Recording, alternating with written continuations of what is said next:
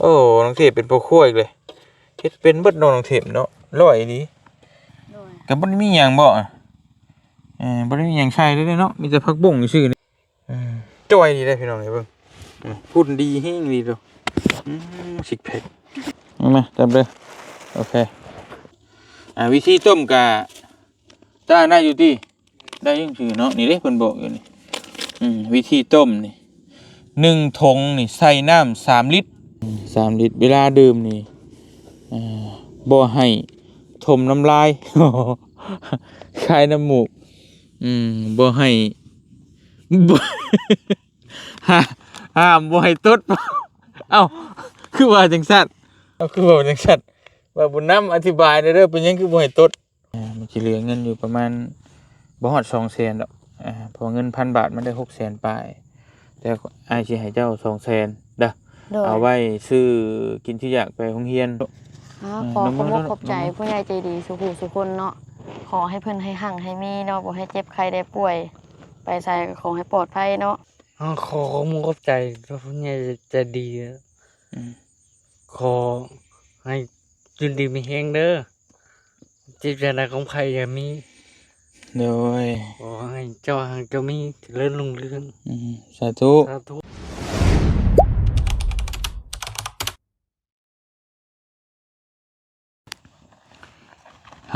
พี่น้องนี่เนาะกราบทักทายสบายดีพ่อแม่พี่น้องเบิดสุขุสู่คนพี่น้องเอ้ยบ่ว่าสิอยู่ในและก็ต่างประเทศเด้อพี่น้องเด้อก็ยินดีต้อนรับเข้าสู่ช่องบ่าวเตียงทองchannel คือเก่าขอโทษพี่น้องเตียงทองบ้านนาเนาะมันลึงปากเด้มื้อนี้เฮาก็สิมาหาน้องเทพคือเก่าพี่น้องเนาะพอดีมาเมื่อนั้นก็บ่เจอเพิ่นพี่น้องเอ้ยพอดีมีแม่ใจบุญทานนึงอยู่ทางฝั่งไทยเพิ่นให้บ่เตียงซื้อไข่กับมาม่ากับต้มขนมมาให้น้องเพิ่นเนาะพี่น้องเนาะพอได้กินแต่เขาโรงเรียนประมาณนั้นแหละ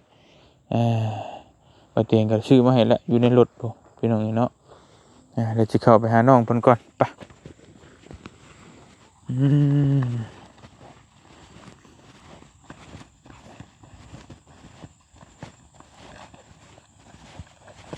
เกี่ยวเข่าบ่ล่ะพี่น้องเอ้ยมาเมื่อนั้นกลางคืนบ่เห็นเนาะมาวันนี้เกี่ยวบ่แล้วยังเหลือแต่เท่านี้บ่เข่าเพิ่นเหลือเท่านี้จ้ะเข่าจ้ะอันนี้มียังซะนี่เข่าบ่ไปลักไปขายเบ้ยยาแล้วเปิดบ่ได้ไว้คักไว้นี่ก็แล้ว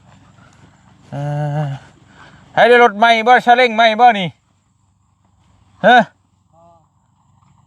ยืมรถเจ้ามาแก้น้ำอ๋อยืมรถมาแก้น้ำรถไฟฟ้าได้ใช่มันเป็นได้ไรมันเทียบอยู่บ่พี่น้องเอ้ยบ้าสบายดีเป็นได้ไรออกกำลังกายโอเคอยู่บ่เรื่อยเอาย่างเดินย่างบังดูสิพากันเฮ็ดไอ้สังขัวยังมาเนี่ยพันบกบงสบายดีน้องเทพเศร้าอะไรเป็นไข่สบายดีพ่อตุโอ้น้องเทพเป็นพ่อครัวอีกเลยเฮ็ดเป็นเบิดน้องเทพเนาะร้อยดีนี่นอนอยู่ดีพี่น้องเอ้ยเจ้านี่ได้สิกินข้าวแรงติก็บ่ได้มีหยังบ่บ่ได้มีหยังใช้เลยเนาะมีแต่ผักบุ้งซื่อนี่เนาะคือเป็นนัวแม่นอยู่เท่านั้นเดี๋ยวมีชิ้นหมูชิ้นหยังนะมีกบมีเขียดบ่มีเนาะไปตู้ไปใช้ซะมื้อนี้เมื่อบ้านเลยเบิ่งหลานนั่นก็ได้หลานผู้ได้ลูกน้อยนั่นล่ะโอเคเข้าโรงเรียนปกติติเทพปกติเป็นได้เข้านั่นติบ่เรื่อยๆอยู่บ่บางสูตรเฮาบางไหนได้ตอนนี้ มาหาผู้ โดย ปะโทหากระเข่านี่กะเนี่ยนอนแท้ ไข่เนี่ยมันยังคือลูก บางคนเขาฮอดปอชีพอหายังบ่ได้อยู่ได้บางหาเนาะควันกระมุงโซงเซงและอยู่กระทอมน้อยทำใจเพิ่นนี่แหละพี่น้องเอ้ยคือแบ่งไว้ยอดแยดมันทันได้ชุกบ่น่ะ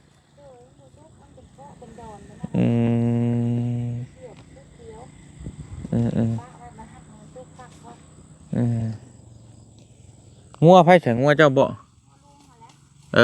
เลี้ยงงัวให้ลุงหั่นติน้ำเพิ่นใช้เพิ่นซอยกับน้ำสร้างนี่แหละพี่น้องโอ้ยบ่ได้สระบ่ขุ่นตัวอยู่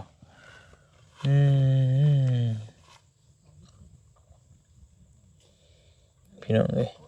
เนาะฝนก็ตกได้มื้อนี้ก็ได้รถถีบไปพาตัวไปใช้คือบ่เห็นรีโมทกดล็อกไว้แล้วรีฐานรีโมทมันเบิดเลยกดล็อกบ่ได้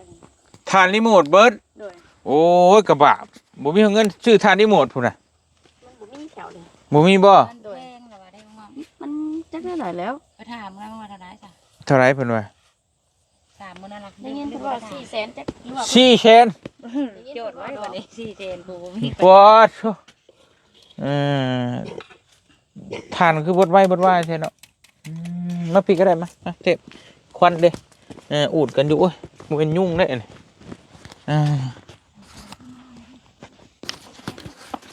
แต่ว่าตัวมันไปกดล็อกมันได้ติถ้าบ่ล็อกก็บิดไปเจลใช่ไหมอยู่เนาะกดล็อกไว้แล้วรีโมทมันแบบซุ่มๆในจักหน่อยน่ะมันซุ่มโดยแต่ว่าเปียกน้ำบ่ยากบ่ได้เปียกแห้งแบบไปให้ห้านเขาเบิ่งห้านเขาว่าฐานรีโมทมันเบิดเพิ่นว่าห้านที่ใช้ไปให้มันเบิ่งเฮ็ดแต่ต้องเปลี่ยนบ่มีบ่เปลี่ยนบ่มีแถวนั้นบ่มีใช่มั้ยติมีแต่ก็นั่นก็มื้อหน้าพุ่นแหละจะยกไปห้านเขาเบิ่งเนาะนี่คือเขามีห้านที่ซื้อเลยห้านที่เฮาซื้อมานะพี่น้องเอ้ยถ้าว่าบ่กดล็อกไว้นั่นเฮาบิดอันนั้นก็เจนั่นได้อยู่พี่น้องแต่อันนี้เฮาเป็นล็อกไว้อยู่ตัวรองบิดเบิ่งได้บ่ได้ติบ่ได้บ่เป็นหยังจ้ะป้ามาเอาอันนี้ไปกินผู้ใหญ่เพิ่นซื้อมาให้พี่น้องเอ้ยยังหุ่นดีขนาดเนาะโอ้ได้กินข้าวอยู่บ่กินเยอะบ่แบ่งเอาจักโลบ่อยากได้อยู่บ่ได้แต่เปลี่ยนใช้ได้คือน้ำมันนี่เนาะสิเสียบเข้านี่เป่งออกตรงนี้เข้านี่ขอได้ยังออกจ้อยดีได้พี่น้องเบิ่งหุ่นดีแฮงดีตัวซิกแพคนี่ซิกโพสนี่ซิกแพคนี่ของเท่โอ้ชมออกกำลังกายอยู่ได้นี่ผู้ให้กดนักมวยร้อยดีนี่พี่น้องเอ้ยตั้งเป็นวันนี้จะไหนมาบ่โอ้ของแท้อยู่ใช่พี่น้องเอ้ยจะคุ้นไปที่ได้บ่เตียงคุ้นดีๆเป็นโอ้คักดีเนาะเอาเนี่ยมาเอานี่ให้เพิ่นก่อนพี่น้องเห็นเนาะ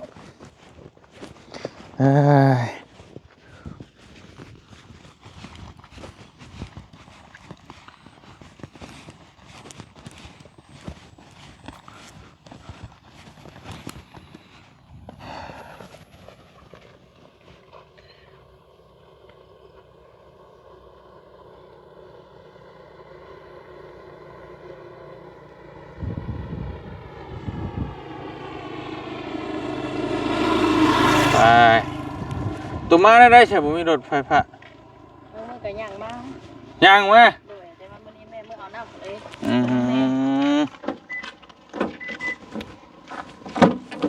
มาพี่น้องเนาะ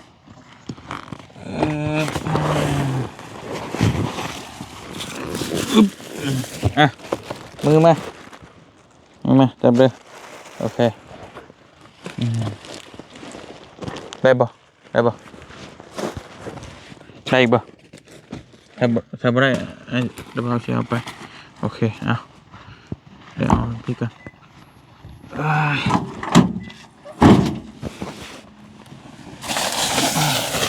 อันนั้นเราเอาหิวก็ได้เพราะมันไป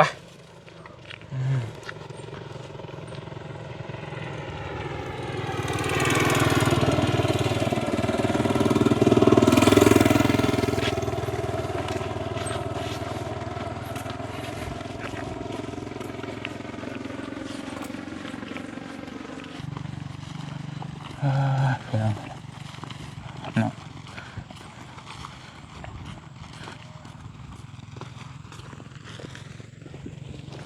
ปึ๊บปึ๊บปึ๊บปึ๊บปึ๊บ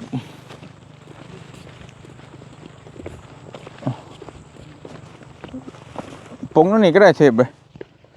มันควันไฟใช่พอตัวมานั่งนี่ดูพ่อใหญ่นี่เข้มนั่งได้บ่อยู่นี่มีไว้สักน้ำนั่งอยู่นี่ก็ได้หลายเดี๋ยวสิบอกนี่ยาพื้นเมืองเบาบุญนำพี่น้องเพิ่นฝากมาตะกี้พุ่นเนาะนี่เบาบุญนำสมุนไพรยาสมุนไพรหรือว่ายาพื้นเมืองก็มีหลายห่ออยู่ทั้งเมย์เพิ่นซื้อไว้ให้ว่าจะเอาไปให้น้องเลียวตะกี้จะเพิ่นเช่าแหละมันปวดได้หลายอย่างเนาะใส่ลองนั่งน้ำเบิ้งนั่งได้บ่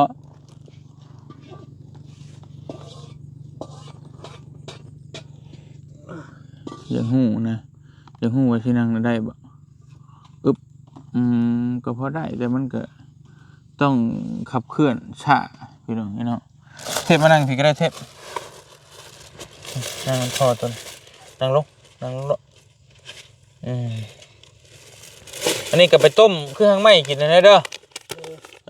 ต้มกินอันนี้ห่อหนึ่งจะห่อเนาะห่อหนึ่งก็สมมติกินตัวมันจืดพุ่นแหละ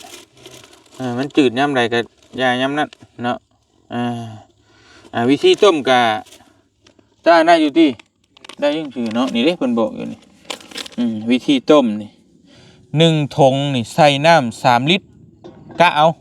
3 ลิตรกะ2 ตุ๊กหัวเสือใหญ่มานั่นเด้อกะเอา3 ลิตรเวลาดื่มนี่บ่ให้ถมน้ำลายคายน้ำมูกบ่ให้ห้ามบ่ให้ตดเอ้าคือว่าจังซั่นหรือว่าเฮาอ่านผิดวะนี่เนาะเราเมกเนาะปดตดเนาะบ่ห้ามบ่ให้ตดเอาคือว่าจังซั่นว่าบุญนำอธิบายเด้อเป็นหยังคือบ่ให้ตดต้มยาให้พดนะให้พดก็คือให้มันเดือดให้น้ำมันเดือดประมาณ5 ถึง 10 นาทีแล้วก็ปรุงออกแล้วก็เอาออกห่างจากเตาต้มประมาณ 3 ถึง 5 เมตรหรือว่ายกหม้อนั่นน่ะ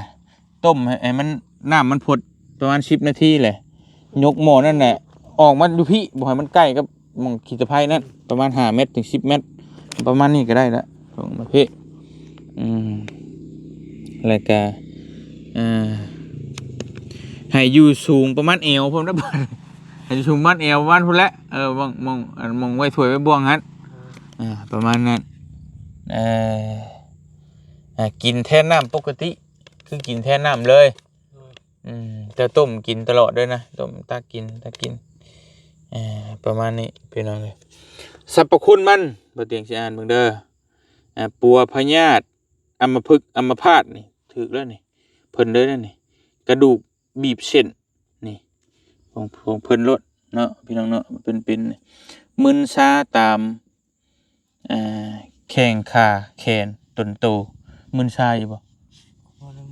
บ่ได้มึนแต่มันตัวนี้นี่อัมพฤกษ์อัมพาตนี่กระดูกทับเส้นนี่ถึงเจ้าเนาะตัวนี้ถึกแล้วก็ปัวพยาธิเบาหวานปัวพยาธิลำไส้กระเพาะอักเสบปัวความดันตั้งทรงแล้วก็ปอดอักเสบปอดแห้งไอเป็นเลือดฤทธิ์สีดวงถ่ายเลือดออกมดลูกอักเสบมดลูกปีกมดลูกผิดปกติโอ้ยดีลงขาวพร้อมดีลายย่างดีแล้วสรรพคุณหลายขนาดเลยนี่พี่น้องเนาะเบิ่งอยู่บ่เผาตองเรืองเห็นคลิปอยู่บ่เห็นดอกเนาะเราบ่ได้เห็นจักมันเทพจักว่าเผาตองเรืองที่เราไปถ่ายคลิปไปเห็นบ่ บ่เห็นแล้วเนาะนั่นแหละเพิ่นเฮ็ดมีหลายถุงอยู่ประมาณนั้นจะต้มจนจืดพุ่นแหละแต่เจ้าก็ล้างๆให้มันสะอาดก่อนเด้อเพราะว่ามันเพิ่นส่งมาแตะหึงตืบเลยมันอยากอับๆแล้วนึงเอาจบไปอันนี้ของบอลี่ฝากมาให้พี่ใหญ่เพิ่นฝากมาให้แต่บ่เตียงก็บ่ฮู้ว่าสรรพคุณมันอันนี้ก็ยาของเจ้าหั่นแหละอันนี้ก็ได้พี่น้องเนาะแม่เพิ่นดูทางฝั่งไทยเพิ่นฝากมาให้อันนี้ล้างหลอดเลือดอันนี้วิธีรับประทานครั้งละ1แคปซูลเนาะตอนครั้งละ1เม็ดจ้ะพี่น้องเอ้ยรับประทานกัน1เม็ดคือบ่บอกว่าเวลาใดตึกบ่ให้บอกกินตอนเช้าก็ได้ล้างมีเลือดให้สะอาดแม่นอันนี้รับประทานตัวนี้บอกหลังอาหารเช้า1เม็ดก่อนนอน1เม็ดอันนี้ก่อนหลังอาหารเช้า1เม็ดก่อนนอน1เม็ดปานนี้เด้อตัวนี้กินมื้อละเม็ดตอนไหนก็ได้หรือว่าเจ้ากินตอนเช้าแลงอันนี้กินตอนเที่ยงก็ได้ทีละเม็ดคือกันเดี๋ยวหลายสิ่งหลายอย่างลองเบิ่งเห็นมันเช้านี่ก็เพิ่นผักนี่เป็นเสื้อผ้านี่น่าจะน้องเทพพอใช้ได้เบิดกับปานกันเด้อโอเคอันนี้ผู้ใหญ่ใจบุญบอลลี่ผักมาให้แล้วก็อันนี้เป็นของเมย์ผู้หนึ่งอยู่ทางฝั่งไทยเพิ่นฝากนะบ่าวมาให้เพิ่นฝากเงินมา 1,000 บาทให้ซื้อมาให้เจ้าพี่น้องเอ้ยเพิ่นซื้อเมย์ศิลาเนาะให้เบิกละเดี๋ยวเพิ่นเด้อพี่น้องเอ้ยเพิ่นบอกว่าให้ซื้อไข่กับมีมาให้แล้วเงินเหลือหั่นก็เอาไว้ให้น้องเพิ่นนะพี่น้องเนาะบ่เตียงซื้อมานี่ประมาณ 400,000 ปลายเกือบ 500,000 พุ่นแหละมันสิเหลือเงินอยู่ประมาณบ่ฮอด 200,000 ดอกเพราะเงิน 1,000 บาทมันได้ 600,000 ปลายแต่อ้ายสิให้เจ้า 200,000 เด้อเอาไว้ซื้อกินที่อยากไปโรงเรียนโดยไปแบ่งน้องนำแน่เนาะโดยจะใช้เงินจักพันมื้อไปโรงเรียนมื้อ 5,000 บางมื้อก็ 3,000 กินหยังมีหยังขายก็มีแบบขนมอันละ 2,000 อยู่โรงเรียนบ่โดยแล้วก็กะแลมอันละ 1,000 มันก็มีหลายอย่างข้าวได้กินกับหยังข้าวบ่มากินอยู่เฮือนเป็นได้ไปโรงเรียนบอกป้าลุงบอกพี่น้องเป็นรู้สึกจังไดกับเฮาอยู่ไห้อยู่นานี่มันต่างกันอยู่บ่มันก็ต่างอยู่ต่างแบบใดเนาะแต่ว่าแบบไปโรงเรียนเนาะเฮามีหมู่หลายมีหมู่มีครูหลายเนาะมันก็รู้สึกว่าให้มันเฮ็ดโดยมันบ่เหงามันม่วนขึ้นสิบ่โดยก็ม่วนแล้วโอเคอยู่บ่คือจะเขียนไปเรื่อยๆอยู่บ่ก็ไปเรื่อยๆอยู่ดีพี่น้องเนาะแล้วก็หมู่ก็บ่ได้เว้าหยังบ่ที่ว่าเฮาใหญ่แล้วเฮาจะเข้าป .1 เพราะหมู่ก็บ่ได้เว้าหยังดอกเพิ่นก็เข้าใจเนาะโดยก็บ่เป็นหยังดอกมีแต่ว่าขอแต่ว่าเฮาเอาความรู้เฮาเป็นหลักบ่ต้องสนใจกับคนอื่นเนาะโดยคือเฮาอยากเรียนเฮาอยากเป็นไปสิว่าได้ไหนก็อยากเฮาอยากเป็นเฮาได้มีความรู้มาแล้วก็มีความรู้มาแล้วก็มาไว้ติดตัวเฮาสิไปใช้ก็มันก็สะดวกสบายเฮ็ดหยังเฮ็ดงานหยังก็สบายไผจังบ่เว้าบ่ว่าเนาะโดยไปเฮ็ดงานอยู่ไสก็ได้เฮาเรียนจบเฮาเรียนเป็นโดยก็บ่ต้องสนใจกับไผแต่ช่วงหลายตัวอยู่เฮือนบ่โดยอยู่เฮือนน่ะตื่นเช้ามาก็ไปโรงเรียนตอนแรกก็มาตอนเที่ยงก็มาเฮือนแล้วตอนแรกก็ไปอีกยกตัวอย่างวันหยุดคือวันเสาร์อื่นได้จะเฮ็ดได้ไปใช่มื้ออื่นก็บางเทื่อก็มาเกี่ยวข้าวแล้วก็ซักเครื่องซักอยู่แบบซักเครื่องไปโรงเรียนล่ะแล้วก็มาเกี่ยวข้าวมาซอยแม่อยู่นาท่านก็ไปเกี่ยวข้าวรับจ้างมื้อเท่าใดเพิ่นจ้างอยู่พี่บางมื้อก็120,000 150,000เป็นมื้อเจ้าแล้วแต่เป็นมื้อเจ้านะบางเทื่อแบบ150,000เพิ่นก็ให้แบบกินข้าวน้ำซุมเฮาเองเนาะบางเทื่อแบบจ้างเพิ่นจ้างแพงกว่าก็กินข้าวน้ำเพิ่นมันก็แบบเป็นบางเจ้าเธอก็มาเกี่ยวข้าวตัวเองติโดยโอเคมีแต่เอาเงินนี่ไว้ก่อนเด้อไว้ซื้อกินก่อนเดี๋ยวมื้อหน้าถ้าบ่าวว่างมีเวลามาแล้วสิ อ่าเอารถไปเบิ่งให้เนาะเพราะว่าจังว่ามันเป็นน้ำรีโมทก็ยากอยู่แหละพี่น้องเอ้ย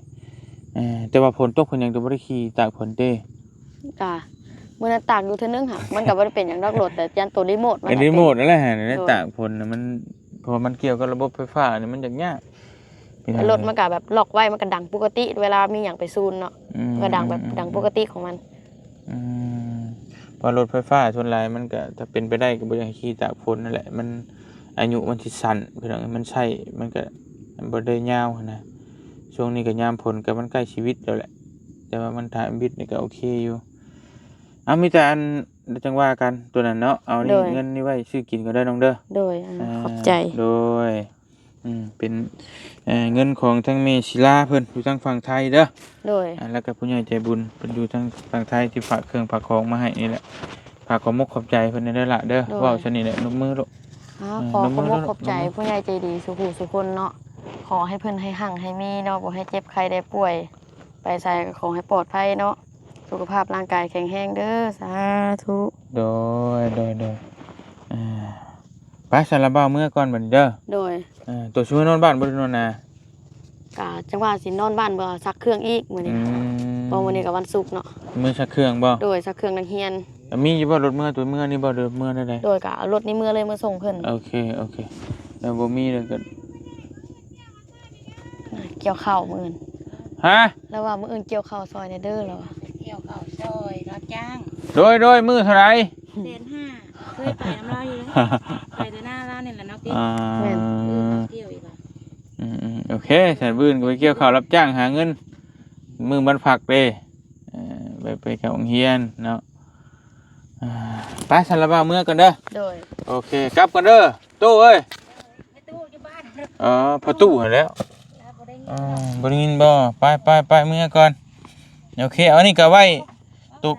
ตัวแบ่งเอาไว้หน้าน้ำเนี่ยก็ได้เมื่อไปกินอยู่เพื่อนก็ได้เด้อไข่มัน2 แตะมีแค่2 แตะเอาไว้กิน โดย เวลาเขาทำเฮียนแล้วจัดบ่มีเนื้อกินกลับก่อนเด้อโดยโดยโดยโดยเออโดยโดยโดยโดยโดยโดยนอน2 คนนี่บ่ได้นอนกับ2ผัวเมียแล้ว โดยนั่นแหละ ร้อยเนาะนอนได้โดยโดยโดยไปสั่นเมื่อก่อนเด้อโดยอยู่ดีมีแฮงไปกลับกันเด้อสู้ๆเด้อขอมกขอบใจเพิ่นแน่ผู้ใหญ่เพิ่นลืมเลยเด้นี่หักไม้หักตอกยานี่ ขอมุขอบใจเพราะผู้ใหญ่ใจะดีแล้วขอให้จุนดีมีแฮงเด้อจิตใจใดของใครอย่ามี โดย ขอให้เจ้าหางเจ้ามีเจริญรุ่งเรือง สาธุ สาธุ โอเคเอาดีลองเบิ่งเด้อเป็นได้ก็ได้สิมาอัปเดตเบิ่งพี่น้องเลยเนาะกินน้องเบิ่งนั่นแหล้วไปพอเตียงขอตัวเดินทางกลับก่อนบัดนี้จังได๋ก็ขอขอบคุณผู้ใหญ่ใจบุญเบิดสุขุทุกคนที่ช่วยเหลือทางครอบครัวของน้องเทพเนาะก็ขอให้อยู่ดีมีแรงสุขภาพแข็งแรงเบิดสุขุทุกคนพร้อมครอบพร้อมครัวเดินทางไปจังได๋ก็ตลอดปลอดภัยเนาะสำหรับมื้อนี้ไปก่อนเด้อพี่น้องกลับก่อนอยู่ดีมีแรงสบายดีพี่น้องไปบ๊ายบาย